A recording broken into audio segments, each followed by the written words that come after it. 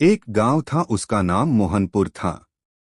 देखने में बहुत ही सुंदर, चारों तरफ हरे भरे खेत, पास में ही एक छोटा सा जंगल था जहां पर गांव के लोग अपने पशुओं को चराने ले जाते थे। उस गांव के लोग बहुत ही खुश थे। वे एक दूसरों को बहुत प्यार करते थे।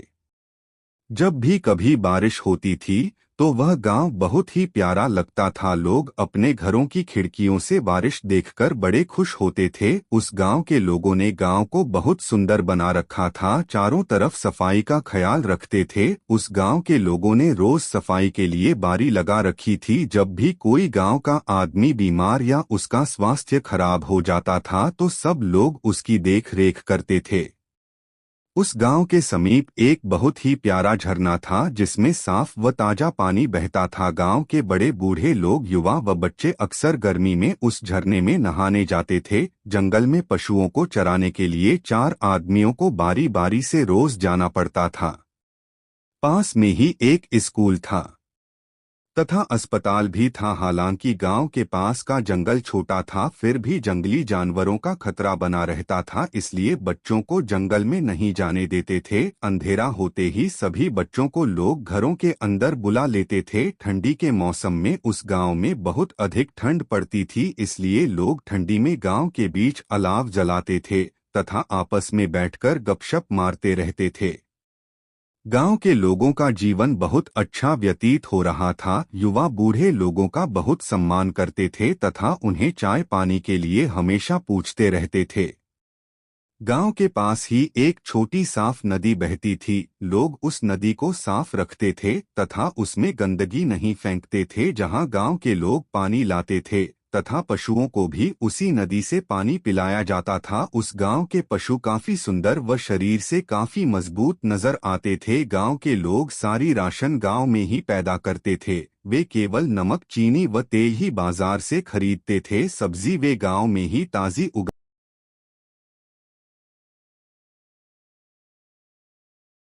खासकर बच्चे बर्फ देखकर बहुत खुश हुए। वे लोग उस दिन खेत में काम करने भी नहीं गए तथा दिन भर अलाव में बैठे रहे। सब बर्फ देखकर बहुत खुश थे। वे ठंड में चाय पीते थे जिससे कि उन्हें थोड़ा गर्मी मिले। गांव की एक सुंदर व रोमांचक कहानी शुरू होती है। अब दरअसल गांव में 2 युवा राजू व गोपी थे जिनकी आयु लगभग 22 वर्ष की थी तथा उन दोनों के कॉलेज की छुट्टी पड़ी हुई थी। वे दोनों एक ही क्लास में पढ़ते थे तथा आपस में बहुत ही अच्छे दोस्त थे, एक दूसरे का खूब ख्याल रखते थे। वे दोनों दोस्ती के लिए पूरे गांव में मशहूर थे तथा दोनों बड़े अनुशासी बालक थे। वे गांव में अपने से बड़ों का खूब आदर करते थे, इसलिए गांव के बूढ़े, युवा व बच्चे उनको बहुत अच्छा मानते थे। जब भी गांव में कोई कष्ट आता था तो वे दोनों सबसे पहले खड़े होते थे।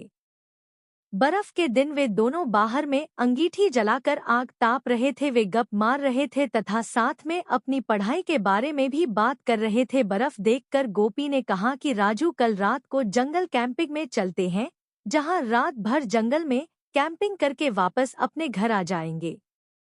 इस पर राजू बहुत खुश हुआ। उसने कही कि मेरी भी इच्छा है कि रात को जंगल कैंपिंग करने, लेकिन उसके लिए तो हमें बहुत व्यवस्था करनी पड़ेगी। गोपी ने कहा, हाँ भाई राजू, उसके लिए हमें पहले योजना बनानी पड़ेगी क्योंकि जंगल का माहौल घर से अलग होता है, हर समय खतरा रहता है। गोपी ने आगे कहा, वैसे मुझे पता है जंगल में रात की कैंपिंग कैसे की जाती है, ठंड में अथवा बरसात में या गर्मियों में कैंपिंग के लिए क्या करना पड़ता है, मुझे सारा पता है। इस पर राजू बहुत खुश हुआ। फिर उन्होंने 2-4 लकड़ियां अंगीठी में डालते हुए और आग जला ली। क्योंकि ठंड काफी अधिक हो रही थी, उनकी छोटी बहनें उन दोनों के लिए कुछ समय बाद चाय तथा गरम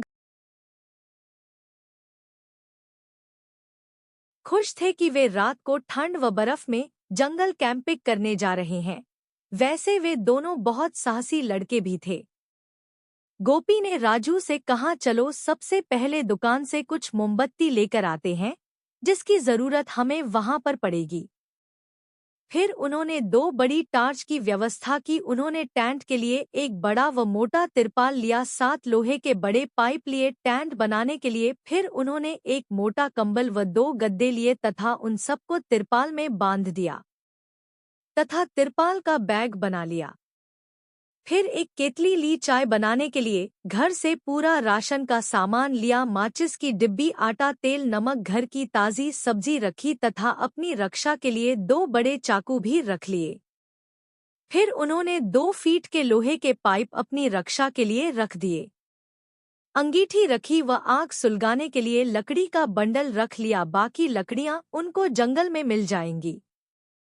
गोपी का एक कुत्ता था जिसका नाम उन्होंने मैक्स रखा था, जो बड़ा वफादार था। एक बार उनके गांव में बाघ ने हमला कर दिया था तो मैक्स ने उस बाघ को जंगल की ओर भगा दिया था। मैक्स को राजू व गोपी भी बहुत प्यार करते थे। मैक्स कभी भी फालतू में भौंकता नहीं था, जब उसे खतरा नजर आता तभी वह भौंकता था। मैक्स गांव के सभी लोगों को पहचानता था, इसलिए गांव के सभी लोग उसे बहुत प्यार करते थे व उसे खाने के लिए अच्छी चीजें देते रहते थे। अब उनके पास 2 बैग हो गए थे तथा एक तिरपाल में बंधे सामान का बैग भी था। एक बैग उन्होंने मैक्स के कंधे में बांध दिया तथा मैक्स खुशी खुशी उस बैग को कंधे में टांगा हुआ था। एक बैग राजू व तिरपाल वाला बैग गोपी ले जा रहा था। राजू के पास लोहे वाले पाइप भी थे। उन्होंने अपने घर वालों को बड़ी मुश्किल से मनाया तथा घरवालों ने कहा कि अपना ध्यान रखना। दोपहर के 2 बजे थे, इस समय थोड़ा धूप खिली हुई थी। राजू, गोपी व मैक्स तीनों चल दिए जंगल की ओर, रात में जंगल कैंपिंग करने के लिए। वे तीनों चले जा रहे थे। चलते चलते उन्हें थकान का एहसास हुआ, इसलिए वे थोड़ा आराम करने लगे। घर से लाए हुए गुड़ चने खाए, मैक्स को बिस्कुट दिया। मैक्स खुशी से खा रहा था। मैक्स दिखने में बहुत ही खतरनाक था, लेकिन राजू व गोपी का कहना एक बच्चे की तरह मानता था, बल्कि पूरे गांव वालों का कहना मैक्स मानता था। कभी गांव वालों पर नहीं भौंकता था। यदि कोई बच्चा उसे चिढ़ाता तो वह दूर चला जाता था। वह बहुत ही वफादार था। फिर उन्होंने सामान कंधे पर डाला व आगे बढ़ने लगे। चलते चलते अंधेरा होने लगा और वे जंगल के काफी अंदर तक चले गए। जंगल में चिड़ियाओं का शोर सुनाई दे रहा था। अचानक गोपी रुका। उसने कहा, भई राजू, यह जगह कैंपिंग के लिए उचित है। एक तरफ बड़ी मजबूत चट्टान है, सामने पानी का कुआं भी है। उसने कहा कि एक तरफ से हमारी रक्षा यह चट्टान करेगी, जिससे हम अपना तिरपाल भी अच्छे से बांध लेंगे। फिर उन्होंने सामान नीचे रखा व टेंट बनाने में लग गए। मैक्स भी वहीं पर उनके सामने आराम से बैठ गया।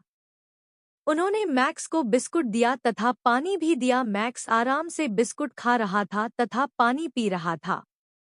फिर उन्होंने घर से लाई हुई चीजें खाईं और टेंट बनाने में जुट गए। उन्होंने सबसे पहले 4 पाइप चारों साइड से जमीन में मजबूती से गाड़ दिए, फिर उसको ऊपर तिरपाल अच्छे से बांधकर टेंट बना लिया, जो काफी मजबूत टेंट बन गया था। अंधेरा काफी होने लगा था, इसलिए गोपी ने कहा, भई राजू, टेंट के अंदर मोमबत्ती जला देते हैं। उन्होंने 4-5 मोमबत्ती टेंट के अंदर जला दी, जिससे बहुत उजाला टेंट के अंदर हो गया। उन्होंने एक कंबल अलग से जमीन पे बिछाया तथा मैक्स को उसके ऊपर बिठा दिया। मैक्स टेंट के अंदर बैठकर बाहर ही देख रहा था। फिर दोनों ने अपने लिए गद्दा बिछाया तथा कंबल ओढ़ने के लिए रख दिया। अब राजू व गोपी टेंट से बाहर आ गए। मैक्स टेंट के अंदर आराम फरमा रहा था तथा टेंट से उन दोनों को देख रहा था। जंगल में अजीब आवाजें आ रही थी, परंतु मैक्स को कुछ फर्क नहीं पड़ा। वह आराम से बैठा रहा और भौंका भी नहीं। फिर राजू व गोपी ने गोभी की सब्जी बनाने के लिए गोभी काटने लग गया। राजू प्याज टमाटर काटने लगा। फिर गोपी ने अंगीठी जलाई और उसके ऊपर कढ़ाई रख दी। कुछ समय बाद सब्जी तैयार हो गई। फिर राजू ने कहा, अरे यार, हम हरा धनिया नहीं लाए। गोपी ने कहा, अरे बैग की जेब में रखा हुआ। राजू ने कहा, बहुत खूब, तुम्हें ध्यान था। फिर राजू ने अंगीठी के ऊपर तवा रखा और गोपी व राजू रोटियां बनाने लगे। उन्होंने 10 रोटियां अपने लिए व 2 रोटियां मोटी मोटी मैक्स के लिए बनाई। घर से लाया दूध मैक्स के लिए रखा व 2 गिलास अपने पीने के लिए रखे। अब उनका खाना तैयार था और दूध गर्म करने के लिए पतीली में अंगीठी के ऊपर रखा हुआ था। फिर उन्होंने कटोरी में सब्जी निकाली व गरम गरम रोटी सब्जी खाने लगे। उन्होंने अपने लिए थोड़ा मीठे में दलिया भी बनाए तथा मैक्स को भी दी। मैक्स उनके साथ ही खाने के लिए बाहर आ गया। अब मैक्स भी खाना खाने लगा। मैक्स आराम से रोटियां तोड़ रहा था। उसके लिए ठंडा दूध एक पतीली में अलग रख दिया। मैक्स दूध, दलिया व रोटी खाने लगा। उनको आग के नजदीक रहकर ठंड भी महसूस नहीं हो रही थी। अब वे खाना खाकर टेंट के अंदर आ गए व बाहर अंगीठी में आग जलाए रखी ताकि जंगली जानवर उनके नजदीक न आने पाए। जब वे टेंट के अंदर आए तो उन्हें काफी ठंड लगने लगी, लेकिन वे अंगीठी अंदर नहीं ला सकते थे। इसलिए उन्होंने मोटे मोटे कंबल ओढ़ दिए व मैक्स भी मोटे कंबल के अंदर बैठा हुआ था, लेकिन वह सो नहीं रहा था। मैक्स केवल उन दोनों की तरफ देख रहा था। जैसे ही वे कर रहे थे, मैक्स भी वही कर रहा था। उन्होंने पूरा सर तक कंबल ओढ़ दिया तथा वे चोरी से मैक्स को देख रहे थे। जैसे ही उन्होंने कंबल ओढ़ा, मैक्स भी पूरे कंबल के अंदर लेट गया। फिर वे दोनों उठे तथा बैठ गए तो मैक्स भी तुरंत से उठ गया तथा बैठ गया तथा दोनाने को देखने लगा। मोटे कंबलों में भी उनको काफी ठंड महसूस हो रही थी। पास में ही पुरानी बर्फ जो गली नहीं थी, टेंट के बाहर रोशनी में सफेद चमक रही थी। रात के 12 बज गए थे। अब उनको थोड़ी थोड़ी नींद आने लग गई थी क्योंकि वे काफी थक गए थे, लेकिन मैक्स उनके सोने का इंतजार कर रहा था ताकि वह भी सो सके। फिर अचानक उनको नींद आ गई तो मैक्स भी आराम से सो गया तथा मैक्स टेंट के गेट की तरफ सो गया ताकि कोई जंगली जानवर अंदर न आ सके। जहां पर उन्होंने कंबल बिछा रखा था, मैक्स ओढ़ने का कंबल लेकर टेंट के गेट की तरफ आ गया था।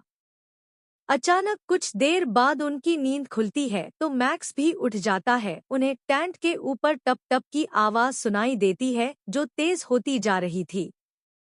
वे दोनों बाहर आए तो मैक्स भी बाहर आ गया। उन्हें महसूस हो गया कि बहुत तेज बारिश होने वाली है, जिसकी आवाज तिरपाल में पड़कर अंदर सुनाई दे रही है। वे तीनों अंदर आ गए। बारिश काफी तेज होने लगी तथा बारिश होने से अंगीठी भी बुझ गई। अब उनको बहुत अधिक ठंड लगने लगी क्योंकि आग बाहर पूरी तरह बुझ चुकी थी। गोपी ने कहा, अरे राजू, हमें एक दो मोटे कंबल और लाने चाहिए थे। राजू ने कहा, बिल्कुल तुम ठीक कह रहे हो गोपी, कोई बात नहीं। उन्होंने कुछ सूखी लकड़ियां टेंट के अंदर रख दी ताकि वे गीली न होने पाए व बारिश रुकने पर अंगीठी दोबारा से जला सकें। लेकिन बारिश और तेज हो रही थी, उनको उतनी ही अधिक ठंड लग रही थी। फिर उन्होंने थोड़ा घर से लाए चने गुड़ खाए तथा मैक्स को ब्रेड दिया। वे दोनों ठंड में ठिठुर रहे थे। मैक्स उन दोनों को ही देख रहा था। किसी तरह वे सोने की कोशिश करते हैं। तभी उन्हें एक तेज आवाज सुनाई देती है जिस पर मैक्स जोर से भौंकने लगता है। उसको खतरा दिखाई देता है। वह टेंट से बाहर आ जाता है। राजू, गोपी उसे टेंट के अंदर से आवाज देते हैं, लेकिन वह नहीं आता है। वे दोनों बाहर आकर देखते हैं तो मैक्स उनको कहीं दिखाई नहीं देता है। वे अंदर से बड़ी टार्च लेकर इधर उधर दौड़ाते हैं। अचानक उन्हें दूर झाड़ियां हिलती नजर आती हैं। वे उस ओर देखते हैं जहां मैक्स ने किसी जानवर को अपने पंजों के नीचे दबा रखा है। वो मैक्स को आवाज देते हैं, लेकिन मैक्स उस जानवर को मारने के बाद ही उनकी तरफ आता है। जहां वे देखते हैं मैक्स ने एक जंगली भेड़िए को मार दिया है। मैक्स तेज तेज हांफता रहता है। वे उसे ब्रेड व पानी देते हैं तथा टेंट के अंदर आ जाते हैं। अब वे सोने की कोशिश करते हैं। ठंड काफी हो रही थी। किसी तरह उनको नींद आती है। अचानक रात के 2 बजे उनकी आंख खुलती है, जहां वे किसी अजीब तरह की आवाज सुनते हैं जो तेज तेज होती रहती है। मैक्स चौकन्ना होकर उठता है। वह बहुत तेज तेज भौंकने लगता है।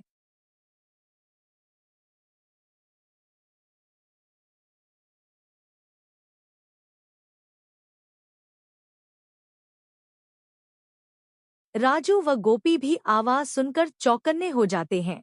वे इधर उधर दोनों टार्च से देखते हैं पर कहीं कोई दिखाई नहीं देता, लेकिन आवाज ऐसे तेज हो रही है जैसे उनके सामने ही कोई है, पर उन्हें दिखाई नहीं पड़ रहा था। मैक्स लगातार जोरों से भौंके जा रहा था। उन दोनों को दाल में कुछ काला नजर आ रहा था। तभी उनकी दोनों टार्च की रोशनियां अचानक गायब हो जाती हैं। वे दोनों टार्च को इधर उधर हिलाते हैं, पर टार्च जलती नहीं है। वह दोनों कैंप के अंदर से मोमबत्ती लेकर आते हैं, लेकिन बाहर हल्की हल्की बारिश अभी भी हो रही है, इसलिए मोमबत्ती से कोई फायदा नहीं होता है। वे दोनों काफी घबरा जाते हैं। अंधेरे जंगल में सिवाय अंधेरे के कुछ नहीं है। वे तीनों टेंट के अंदर चले जाते हैं।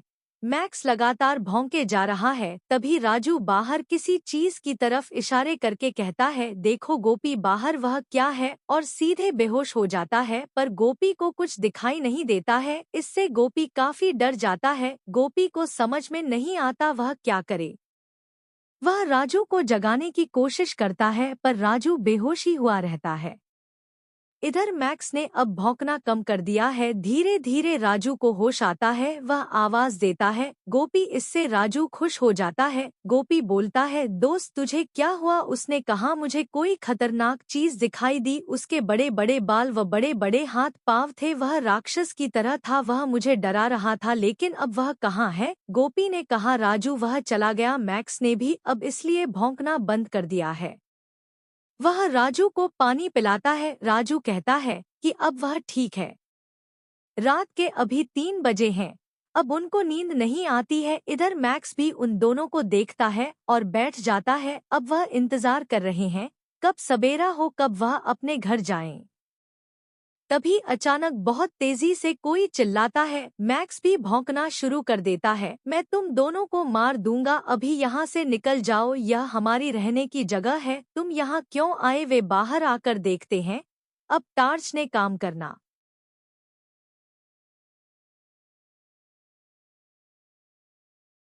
शुरू कर दिया था। वे टार्च से देखते हैं, लेकिन वहाँ कोई नहीं है।